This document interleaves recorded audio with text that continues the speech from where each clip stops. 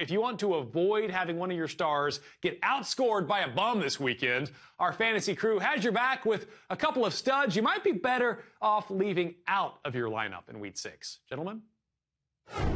Thank you, Instuck. I was so excited by that intro that I dropped the highlighter. Matt Money Smith here with Michael Fabiano and Marcus Grant. It's never easy to send one of your top picks to the bench, don't I know that? But there are some matchups this week that should have fantasy owners worried.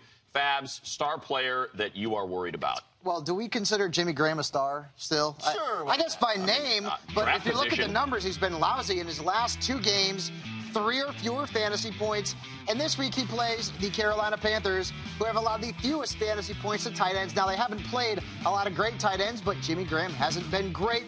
I would try to trade him right now and get rid of the headache before it costs you in your fantasy league. I'm trying to figure out what I can get for Jimmy Graham. I have him in our experts league, and nobody wants him, so I can't trade him. That's the problem. A box of graham crackers or something like that? Maybe. It's just terrible. And that's just terrible, Marcus. Look, they can't all be gems. Trade him for graham crackers. That's not a transaction that can happen.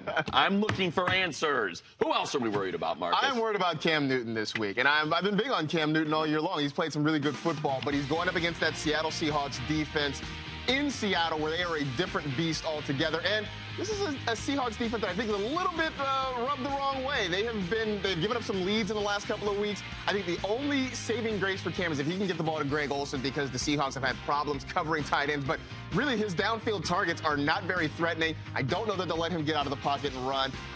Depending on your options, you may have to start Cam this week, but I would be very, very worried about his production. I'm gonna ask you for some legitimate football analysis here, because as somebody that has Greg Olsen in 2 leagues, he's going to need time, right, for a route to develop. Yes. And who would it be that would slow down Michael Bennett on that offensive line in order for that route to develop, for him to pass it to Greg Olsen?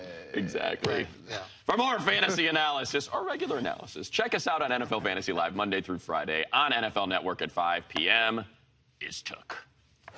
Thank you very much, guys. For more Week 6 tips, you can check out Adam Rank's 11 Sleepers right now at NFL.com/fantasy.